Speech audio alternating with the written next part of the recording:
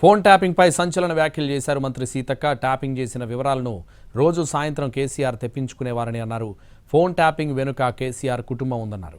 ఆ నలుగురే అసలు బాధ్యులన్నారు.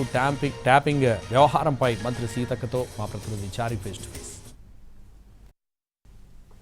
తెలంగాణ రాజకీయాల్లో ప్రస్తుతం ఫోన్ ట్యాపింగ్ వ్యవహారం చాలా సీరియస్ గా నడుస్తున్నటువంటి నేపథ్యంలో వాటన్నిటి మీద సీతక్కతో మాట్లాడదాం. సీతక్క గారు, రాష్ట్రంలో రాజకీయం అంతా ఫోన్ ట్యాపింగ్ చుట్టూ జరుగుతుంది.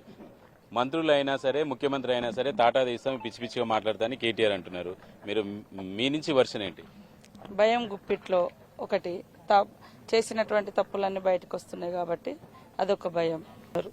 వాళ్ళు ఎంత తిట్టినా ప్రజలు అర్థం చేసుకున్నారు కాబట్టి, వాళ్ళు ప్రజల గొంతుకలు నొక్కిరు కాబట్టి, ప్రజల ప్రైవేటు జీవితాలలో కూడా వ్యవహరించారు అనేది బయటకు వచ్చింది. అంటే ఒకవైపు ఫోన్ ట్యాపింగ్ చేయలేదు అంటున్నారు. ఫోన్ ట్యాపింగ్ కి మాకు సంబంధం లేదు, మాకు హీరోయిన్లకు ఏం సంబంధం, మేము వాళ్ళ మీద నిఘా పెట్టాల్సినటువంటి అవసరం ఏముందని చెప్పి, మీరేమో లేదు ఫోన్ ట్యాపింగ్ చేస్తుందంటారు. ఏది నిజం, ఏం నమ్మాలి?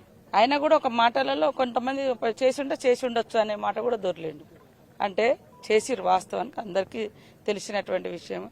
ఆయన ఇవాళ తప్పించుకుందామంటే మరి వాళ్ళు ఆల్రెడీ వాళ్ళకి సంబంధించినటువంటి వాళ్ళు ఎవరైతే పెట్టుకున్నారో వాళ్ళ దగ్గర బంధువర్గాన్ని పోలీస్ డిపార్ట్మెంట్లో వాళ్ళు కూడా ఒప్పుకున్నటువంటి వాస్తవాలు కనిపిస్తూ ఉన్నాయి. కాబట్టి వాళ్ళు ఏదో ఎస్కేప్ అయిదామని చూస్తున్నారు కానీ వాస్తవాల నుంచి ఎప్పుడు కూడా ఎస్కేప్ కాలేరు. ఖచ్చితంగా తప్పు చేసినందుకు శిక్ష అనుభవించాల్సిందే. సినిమా యాక్టర్లు కావచ్చు, కుటుంబాలు కావచ్చు, మీ మీద నిఘా ఉందనుకో, మీరు ఎటు మాట్లాడుకున్నా అన్ని ఇంట్లోకి మాట్లాడుకున్నా, కొడుకుకు మాట్లాడినా, బిడ్డకు మాట్లాడినా అన్ని ట్యాపింగ్ అయితేనే ఉంటాయి. 24 hours ఇంటనే ఉంటారంట. కొంతమంది మాకు చెప్పిర్రు, అవి వింటనే ఉంటాం, అవి రికార్డ్ అయితేనే ఉంటాయి. లాస్ట్కు మళ్ళీ ఏదన్నా డౌట్ ఉన్నప్పుడు పర్టికులర్ గినాలనుకున్నప్పుడు మళ్ళీ ఏమేమి రికార్డ్ చేసినా కూడా తీసి ఉంటారంట. అట్లాంటి విషయాలు కూడా కొంతమంది మాకు, అంటే ఇప్పుడు కాదు, ప్రతిపక్షంలో ఉన్నప్పుడు, ఎమ్మెల్యేగా ఉన్నప్పుడు అక్క గిట్ల గిట్ల ఉంటాయి అని చెప్పినటువంటి పరిస్థితి మా వరంగల్ జిల్లా పోలీసులే. మీరేమో బాధ్యుల్ని శిక్షిస్తామంటున్నారు. ఇప్పుడు అది ప్రభుత్వంలో ఉన్నటువంటి వాళ్ళు ఆదేశిస్తే అధికారులు పని చేస్తారు. ఇప్పుడు వాళ్ళకి కాకుండా ఇప్పుడు జైలుకు పోయిన వాళ్ళంటే అధికారులే కదా.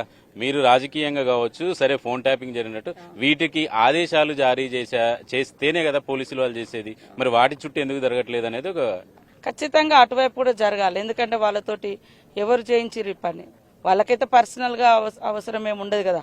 సరే వ్యక్తిగతంగా మేము ఎప్పుడన్నా దూషించినప్పుడు కోపం ఉండొచ్చు, ఆ క్షణం పోలీస్ అధికారులకు గల్లలు బల్లలు పట్టుకోవచ్చు, లేదా ధర్నాల కాడ నెట్టుకోవచ్చు. అది ఓన్లీ అక్కడ ఇన్సిడెంట్ వరకే, ఇష్యూ వరకే ఉంటుంది. తర్వాత కక్ష సాధింపు చర్యలు మాకు ఉండవు, వాళ్ళకు ఉండాల్సిన అవసరం లేదు. దాని వెనుక పర్టికులర్గా ఒక ప్రభుత్వం పనిగట్టుకొని గడిలో ఉండి పరిపాలన జరగాలంటే ప్రతి ఒక్కరిది కూడా వినుకుంటూ ఎక్కడ ఏం చేయాలని ఆర్డర్స్ ఇచ్చుకుంటూ నడిపించారు 10 సంవత్సరాలు వాళ్ళు. రోజు కూడా ఇంటెలిజెన్స్ సర్వేలు కానీ, ఇంటెలిజెన్స్ రిపోర్ట్స్ కానీ, సాయంత్రం అయిందంటే ఆనాటి సీఎం దగ్గరికి మొత్తం రికార్డ్ అంతా పోయేది. ఒకప్పుడేమో వేరు ఇన్సిడెంట్స్ మీదనో వాటి మీద.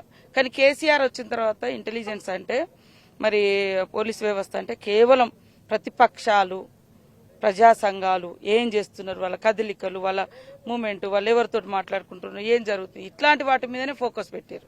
కాబట్టి అట్లా మనం రేపు ధర్నా అంటే వాళ్ళ ఇళ్లలోనే వచ్చి అరెస్టులు చేసేది. అరే మనం పోదామని అనుకోకముందే వాళ్లకు తెలిసేది.